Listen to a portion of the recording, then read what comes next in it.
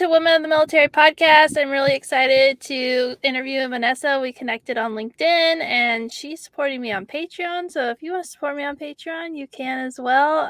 I really appreciate all the support from the people on Patreon. It really helps me keep going. So thank you so much for being a guest and for being a supporter of the podcast. You're welcome. Thanks for having me on. I appreciate it. And I'm also happy to see, because it's so rare, of like a platform dedicated about women being in the military, because there's so much just sexism and discrimination about that. And especially where I live in North Carolina, and it's so bad out here with just comments being made and stuff, and just oblivious, like women thinking women are secretaries and being protected by these big strong men, and that it's all men. So it's just a lot of like backwards thinking. So it's nice because you put a lot of work into this. I mean, you're like interviewing so many people. I don't know how you do. I would have collapsed by now. And I mean, it really helps to bring awareness that like it's a real thing. Women really have been, are in on the military. So I'm glad for that.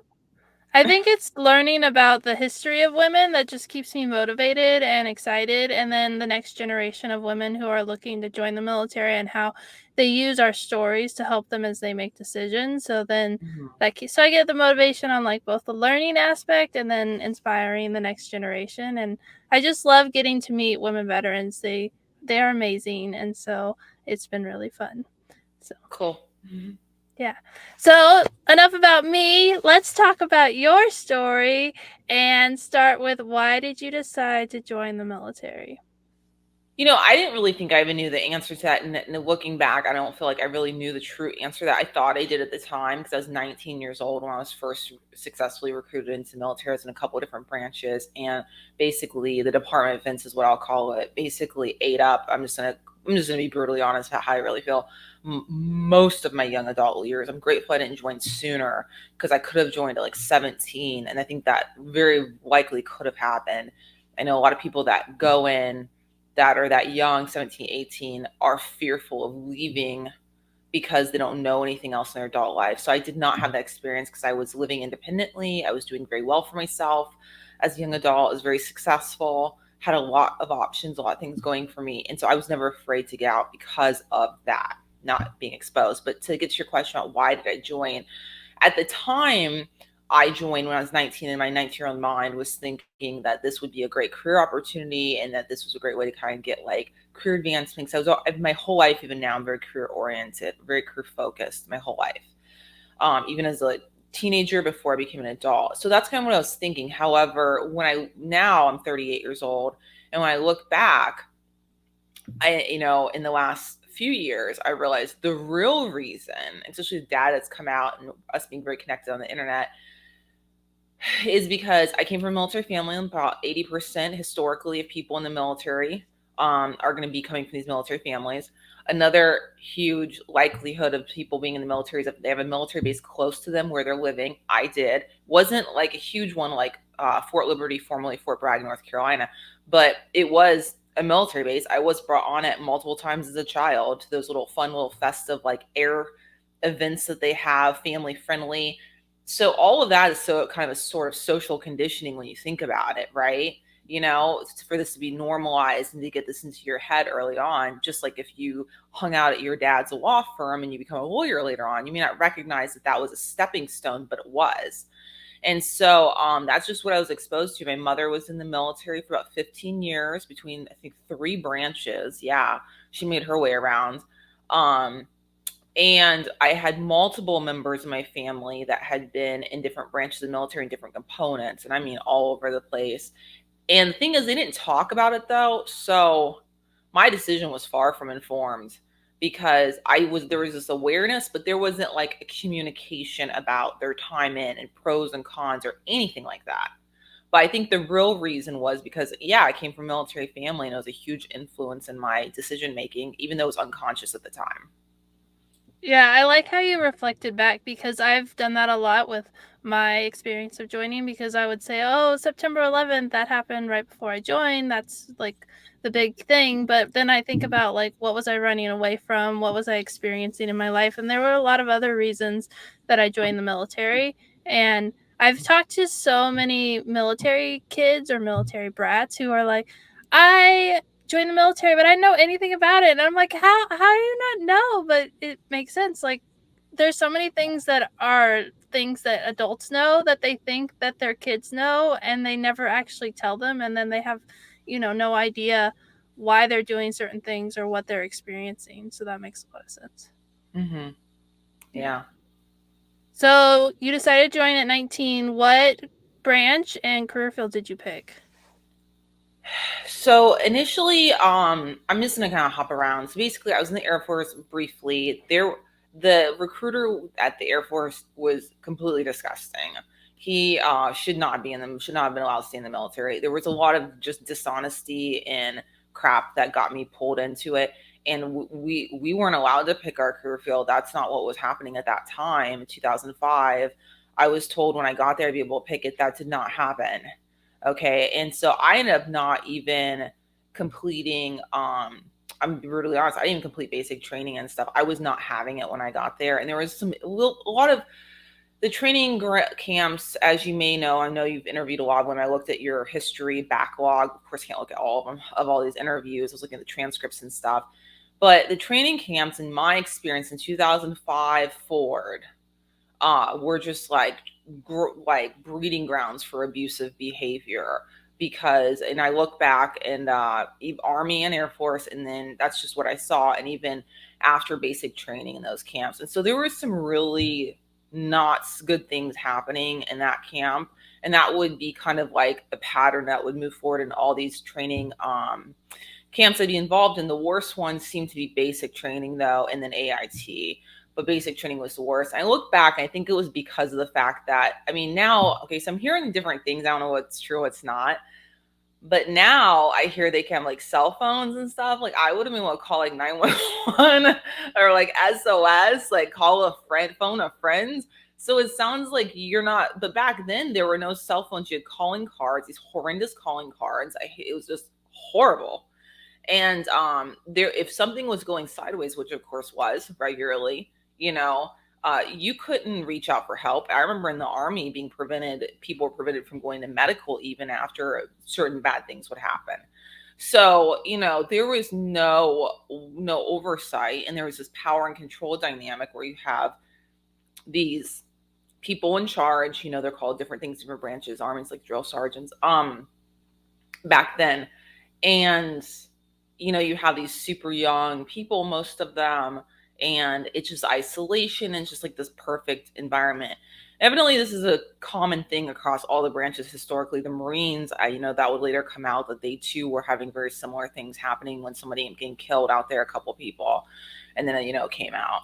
So yeah, so it wasn't a great experience. Anyways, then later when I was 22, I was recruited. I ended up going, and this guy was honest. He was honest. I ended up in the Army, and I ended up on active duty. And then I did the full contract for that one. And it kind of like, I felt pressure, basically, if I'm being honest with you, because Florida is where I grew up, and they still are big military people out there in Florida, which is good for veterans, but there was just so much pressure to join, and there was the wars going on. It was just pressure coming from a military family. It was like unspoken pressure. And then so rejoin, and kind of felt like a clear the slate or whatever. And then at that point, I did my time, and I got out as soon as that contract ended. On paper, everything looks really perfect. Got all these awards, very glowing, very amazing, but the reality was anything but. Yeah. So you initially went in the Air Force. That wasn't a good experience. And I was just thinking about what you were talking about. Like, we had to give our cell phones in, and I went in 2004, I think, 2005, Mm-hmm. somewhere around that time frame. And they were starting to make changes. The year my husband went, the year before me, they got in so much What year was trouble. that when they were making changes? Well, I think it was like 2005 when I went. I can't remember exactly, but that sounds about right. But Mm-hmm. they like limited how much the physical discipline could be, and I went to the officer training, so it was a little different than the basic. But we turned our phones in the first day, and we didn't get calling cards. We only could do letters, and we Mm-hmm. didn't. And it was only 28 days, so it wasn't like it Mm-hmm. was forever long. But there Mm-hmm. was no outside anyone you could talk to while you were there. And Yeah. So Yeah, that so I that was is true. enlisted. That's an important differentiation. I was junior enlisted the whole time for both branches. At 19, I mean, obviously I probably would be, because wouldn't I would have finished a degree to qualify, it's not likely. So yeah, that's a huge difference. And I know the bad things do happen to officers, not disputing that, but Yeah. my observations, experiences, and even the research I've done since I got out, just information that's come out, junior enlisted women are just the hugest of targets for abuse in Yeah. all these branches, from what I can tell. I would agree with that. I would agree with that. That's very true. Yeah. But yeah, but you highlight like you have no outside contact, and yes, now they do. They get their cell phones every I've weekend, heard. and I'm like, you got your cell phone for like whenever we had free time, there was always someone who got in trouble, and then we didn't actually get free time, and so they were like, no, we get 4 hours of free time. We have our phone. We can go on the internet. We can do this, that, and I was just like, that is just so crazy compared to you were like cut off from the outside world, and the only thing you knew is what the people in charge told you. So it's changed dramatically. Yeah. Yeah, I've heard it has, and like I said, I got out in 2012 off of active duty, and so I hear things, but I mean, I don't really know exactly what the deal is, because I'm not there, and I don't see like a bunch of like videos coming out saying, here's my vlog, from basic Right. training, a day in the life with the phones. But I think it's really good if that's all true, that they have their phones now, um, in their spare time, free time, whatever. Calling cards were such a ripoff, number one. Number two, I think it's just really important that if something is going sideways, that they can notify someone that can Yeah. take action. Yeah, because not only is it a calling card, but you have a phone where you can talk for a few minutes in an open area, and it's not like you have like your cell phone one on one where you can, I'm in trouble, I need help. Send a It text message. Yeah. Yeah. Yeah, there's Mhm. lots of other options. So, yeah, Yeah. so I think there are positive changes, but there were a lot of things that were wrong. So, you had a better experience in the army, which I wouldn't say it was normal. a better experience. I just tolerated it. I just Okay. endured is what I did. I didn't refuse to participate. I just endured. So it really wasn't a better experience. It was Okay. just I endured is what I did. Okay. And so what career field did you go into when you were in the army? So in the army, Or they did let you pick around that time. So the second time was in 2008. That recruiter for the army, he was a really great guy, really stand-up person, and very high opinion of him to this day. Unfortunately, the way the recruiting system worked then and even now, from what I can tell, they really are, and especially back then with, I feel so old, but before the internet was what it is today, and before AI and stuff, there was just such a limited access to information, and so it was a lot easier to do information control and abuse, basically, type stuff. And so my recruiter, I'm convinced, did not know all the information he needed to know. He knew what he was told, which is very limited, to get people to join, essentially. And so, I actually wanted back then to do like, look, my grandma was a nurse for over 30 years, like an LPN. So that, of course, influenced me. So I wanted to do the LPN thing, and it wasn't available. And I just, again, wasn't a very good advocate for myself, and he wasn't very informed about different things as well. So I ended up in this thing called preventive medicine specialist, which I know you interviewed somebody who did that as well. I didn't know what it was. He did not know what it was. It was like the closest thing that to the LPN thing that was like available. It was absurd, honestly. I let's be honest, I wouldn't have joined the military at all if I'm being brutally honest, if I do it all over again. But let's just say if I had to redo that decision, I think I would have picked like linguist or something. Um, just something more useful, maybe long term, than this preventive medicine specialist, because it's like you don't like there's nothing you can take away from that. There's no like license like LPN or language like linguist. You're just it just is what it is. right. So it's a military Yeah. occupation and not much more. Yeah. Yeah, I think that I'm the same age as you, so I'm like, I know how you feel because I just went to the Taylor Swift theater concert and I was like, I am so old. I went with a bunch of my mom friends and and they were like little 13-year-olds and I was like, I'm so old. I don't Yeah. know why I'm here. But The internet has changed so much, but even still, like, even though there's all this information, there's still like a disconnect between, like, you know, getting that information and asking the right questions. But obviously it was a lot harder back then because you were like, oh, medicine, this is right there, and you're like, oh, wait, this is nothing like what I'm thinking of when I'm thinking medicine and nursing, and it's, like, Mm-hmm. charts and keeping track of things and trying to prevent things and not really, yeah, nothing. It's totally different. I mean, I just interviewed her a few interviews ago, so I should Yeah. remember more of what she talked about. But I know what you're talking about. Makes a lot of sense. And I've even noticed that, like, there's like dual military, because my husband and I were both active duty, and I was talking to a recruiter and I was like, he didn't tell this girl that she needed to do this paper, and she's like, I would have known that because I wasn't dual military. And I was like, but you should have, like, done the wherewithal of looking back and figuring out what paperwork needed to be done to make sure that she could be stationed with her spouse who was in the military as well. But they didn't do that, and so then they got stationed in two different locations. And That's outrageous. Yeah, that shouldn't be right. allowed to happen at all. Yeah, but I'm familiar with the dual military because I met my husband and got married on active duty very quickly after I became permanent party. Was not planned or expected, just happens. We're still together. My experiences are, and there was no concern, honestly, at all of just well-being of service members when I was in, from what I could tell. Like, of course, I got along well with all my commanders, and so those individuals cared. There's individuals that care, but the system, which dictates everything, Department of Defense, did not care. I still don't think that they care.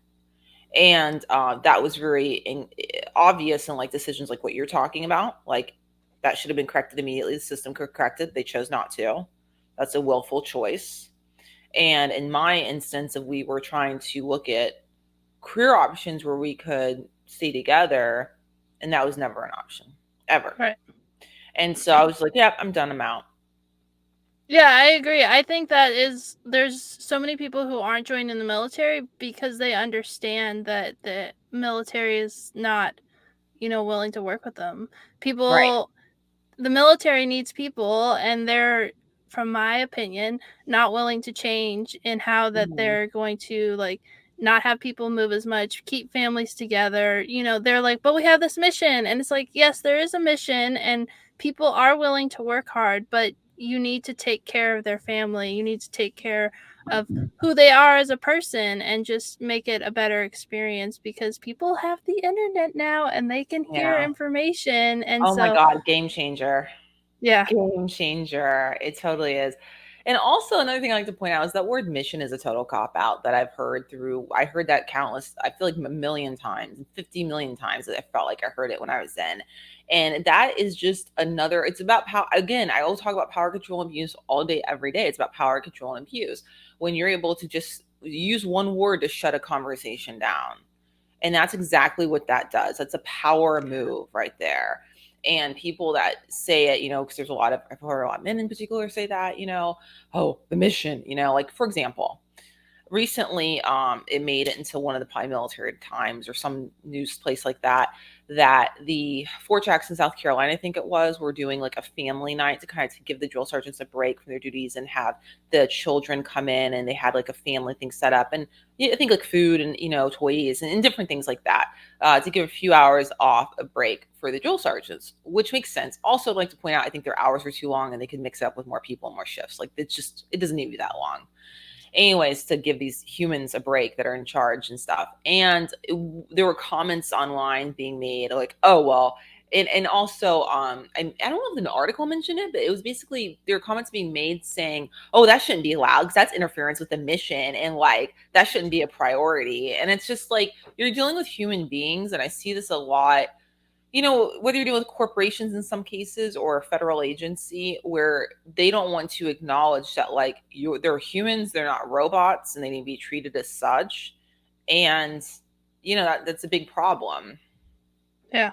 Or the, like, saying of, you're not issued a family, so you don't need one. And it's like, but you're a person, like, Right. and as you get older, you're going to fall in love, get married, have kids, have a family. Like, if the military is not accounting for that, then you're going to have a problem, because people aren't going to want to stay because Hmm. they're going to choose their family over their I mean, a few people won't. They'll choose their career over their family, but a lot of people want that work-life balance in their family, and Yeah. yeah, And and they'll that's probably not. die prematurely because a lot of, I just listened to something last night about people die a number of years earlier on average that have like poor social networks. So like whether it be the isolation essentially, you know what I mean? Yeah. And it's already shown that people that make careers out of the military, full careers, die much earlier than the civilian population and veteran population as a whole. It kind of shows that, but specifically pronounced if they make a whole 20, 30-year career. And I think it's because of those kinds of issues where it's like their whole life was this one thing and then they take that away and then it's like, what now? I think it just like literally kills them. But I Yeah. fortunately, when I was in, I didn't hear the military didn't issue a family thing. I heard that was a thing that was said in the past, but the rhetoric had since shifted. I guess they should have shifted to mission. Yeah, it shifted to mission. Yeah, I've seen that a lot on Twitter lately for some reason, and I What? don't know why. Oh, that the military doesn't issue you a family. Oh, really? I'm not on the Twitter turned X at all. Like I have Oh no yeah. presence on there. So you stayed in, you did a job that wasn't really what you wanted to do. You got married, your Yeah. life changed a lot, and then Mhm. it was time to renew, and you were like, "No way. I Mhm. would like to Mhm. stay with my spouse." And they're like, Mhm. "That's not an option." So, Mhm. Mhm. when you left the military, were you ready to get out and start your next adventure? I absolutely was. I mean, I hit the ground running. I really was wasting no time at all. And I did look at like career options when I was in the military, becoming an officer, doing social work as a military officer, essentially. And of course, the thing that one is keep us together, and then just other things I was seeing that I just wasn't impressed with. I did get out. I had already lined up my school and everything, so I went pretty quickly into social work school, not like instantaneously, but pretty quickly, and I did finish up my social work degree, which I used to some extent here or there to this day.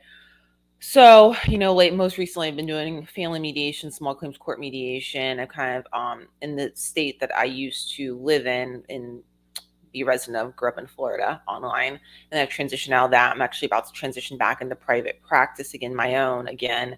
And then in the future, I plan in private practice mental health, specifically counseling services for adults, and then I plan to transition again back into mediation, but like combined two, because that's what I've been trying to do. I've been trying to do that. It's not worked out. It's just been like very stressful many years, honestly, because when I got out, I did go to social work school. I checked all the boxes very quickly. I passed my national exam rapidly. A lot of people struggle with that, may not be able to pass it.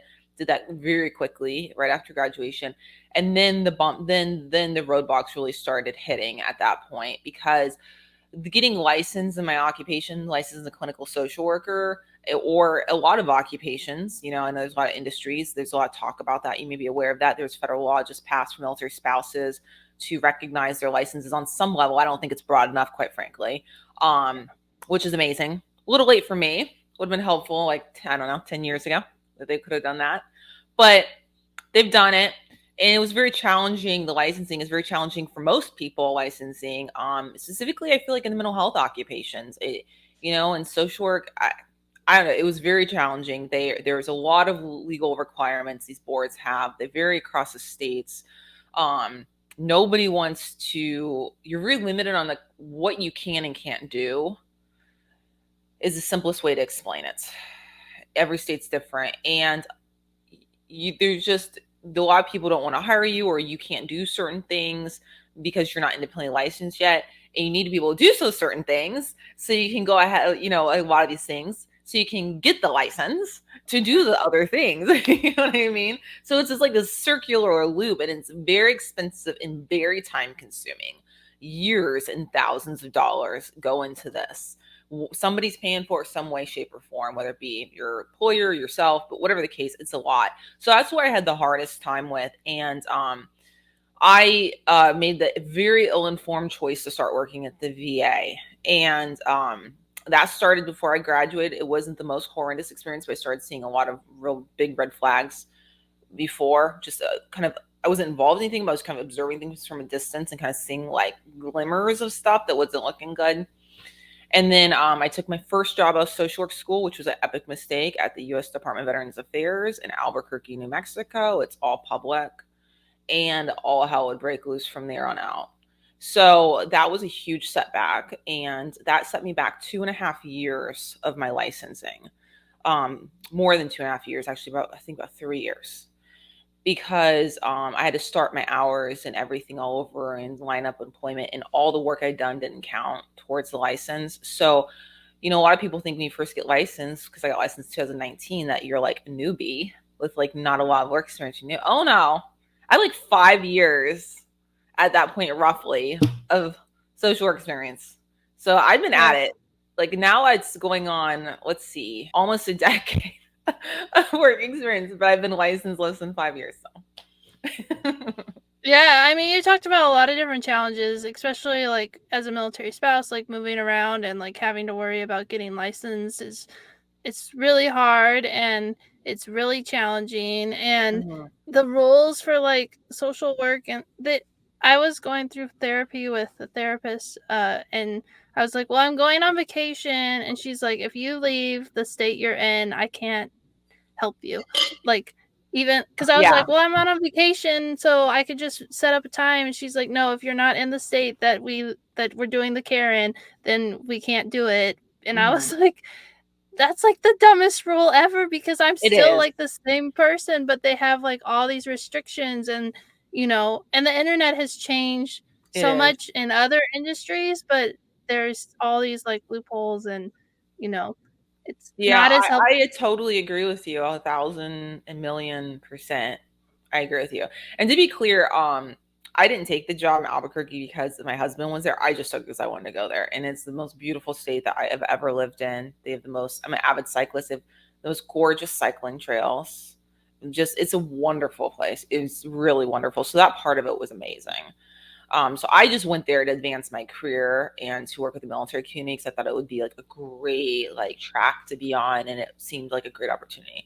He was not there, but yeah, with the moving around, like I actually have intentionally stayed separate from my spouse at times in order to have a career at all. Like for example, he was with pretty much no notice moved to a completely different state in a very undesirable location in base, and had I gone with him, I never would have gotten a license had I gone with him right away. And so I stayed for a little bit to finish up my requirements, and it wasn't too terribly long. And then I went thereafter. But yeah, I mean, it's just the lifestyle's not conducive to a career. I'm like amazed I actually ever had a career. Yeah, no, it's really hard. It's really challenging, and the spouse is not included in the like discussion of where the person's Nope. going to be stationed. It's like, "Oh, we need you to move." And it's like, "But I have like a life and a family, and Yeah. my wife has a job or my husband has a job." It's like that doesn't matter. And so, No, yeah. no. And my husband explicitly, from I think his HRC, was told by somebody a couple of years ago that they don't care about his wife or his family at all, or him. They're going to do whatever they want. And they extended his stay at this undesirable location, and that was into that. And so, yeah, Yeah. family friendly. And that's why I say, like, I understand that they have like paternity leave now or something, and they've extended some different things, offered some things. That's great for new parents. That's great. However, my experiences, observations, just there are great people in the military. There always have been. I've seen them, I've met them, I know they exist. But that system, you know, Yeah. yeah, Yeah, they are making changes, and but you're right. It's more in that post, like post the babies being home is like the main change that they've done to and that's great. extend. That's really Yeah, great. but then after that, it's like you're on your own, and yeah, Mhm. yeah. My husband's been in almost, I guess over 17 years, and we're like counting down to the end of his Oh my gosh, career so we're because really similarly positioned then. I did not know yeah, your husband was still. I knew that you got married like I did on active duty. I did not know though that because a lot of people get out, you know what I mean? Like yeah. at 10 years or something. So I didn't know. Okay. Yeah. Yeah, he's been in just over 17 years, so Okay. we're Do almost there. you have any idea what state you may settle in? Well, we moved to where we are and we're not leaving. So, What's Do you mind telling me what state that is? we're in California. Oh, okay, you're in California. Okay, we're clear across the country from each other. So Yeah. I'm in North Carolina, and so I just became a resident here, like, and I'm planning on staying. And it's not that I wanted to, honestly, North Carolina. No offense to everyone who listens, it's my least favorite state I've ever lived in, honestly. But I've got roots here now because Yeah. of just being here off and on through the years. And it would just not be really great for my well being to like try to do a total do over to different states. We kind of already work through those things and it'd just be a nightmare. Yeah, we moved last year, and when we were looking, we knew it would be our last assignment, and so we were like, where are we going to go, and where are we staying? Where do we want to go? And even though people are like, you want to live in LA? Yes, I want to live in LA, and so You do? we live in, yeah, we're very happy here. It's the place for us, even though everything's expensive, but we're very happy. So, and there's lots of job opportunities when he gets out, so it's a really good spot. What kind of work does he want to do when he gets out? Or are there opportunities? Like, what do you? He's in the Space Force, so Oh, okay. there's all that Got it. space stuff in El Segundo. So, Cool. yeah. Well, that's So, good. At least you found a place that you're happy with. That's awesome. We're going to be relocating inside of North Carolina to a different location. That's been in the works for a while now. Because I do think I'd be much happier in a couple of different locations. We're looking at right now Winston-Salem, North Carolina, and Jacksonville, North Carolina, right by Camp Lejeune. I actually favor the Camp Lejeune one because I'm just so used to the military. It would be kind yeah. of just this natural kind of transition. I've visited out there a lot, and it's nice. Well, I think it's good to be planning for the future. I just read an article about how you need to start planning for leaving the military 2 to 4 years out, and even then you'll still have things that you don't expect. And I was like, I don't Yeah. like that part, but I'm sure it's true. But Yeah. yeah. You also wrote a book, right? So what inspired you to write your book? So basically, Veterans Affairs Whistleblower Retaliation is what inspired it because I thought this story is so crazy. This needs to be documented. That's what I thought. And it is a wild story. I mean, it's so wild that I actually made sure to include documentation, legal documents, which are, I consulted with an attorney available to the public underneath the FOIA request. But I included some of the main ones because I'm like, some people may not believe this. So I'm going to include my receipts. Receipts don't lie, to make sure that, people know this is actually real. This actually happened. So that's what inspired it. And I started actually writing it before I even officially left the VA 100%. And I really look back, even though I intended it for it to become a book one day, it was really just a journal for years and years and years now. And someone who knows nothing about the topic could easily understand it, which was my goal. I wanted someone who'd never worked in the federal government, who knows nothing about this, who may not even care, to be able to read it and easily understand. I didn't want it to be where you have to be a federal civil service executive to like comprehend it, Right. because there's just a lot of like lingo and acronyms and oh my God, it's just so foreign. It is. There's so much, yeah. There's so much that makes it hard to understand, and it's really hard to, if you understand the lingo, to take it out so that someone who can't. So that's really commendable that you were able to do that to change it. And so if people are listening, where can they get your book? So my hub, the number one place to go is womanmilitaryveteran.com. That would be my website, and so that's my hub. Now it is being distributed, not just there. I'm slowly distributing it. By the time this is released, it'll be distributed probably all over just about widely. It's not going to be available. I'm not planning on releasing on Amazon, so don't even look, or Audible, so don't even go there. But everywhere else, so even libraries. So even if you like want to check something out, audiobook, ebook, but the ebook, audiobook specifically, are going to be available in libraries and everywhere books and audiobooks are sold. Okay. So That's good to know. this is not my first book I've written. Typically I write happier topics like about health and wellness. It's kind of more my genre in the past. This one in particular, it's the most important book I've ever written. I really feel it's the most important work that I've ever done to date, just in general, my whole life. Yeah. So the link to your blog will be in the show notes in case someone didn't catch it and they want to go find it. Cool. So do you have any advice for someone who's considering joining the military?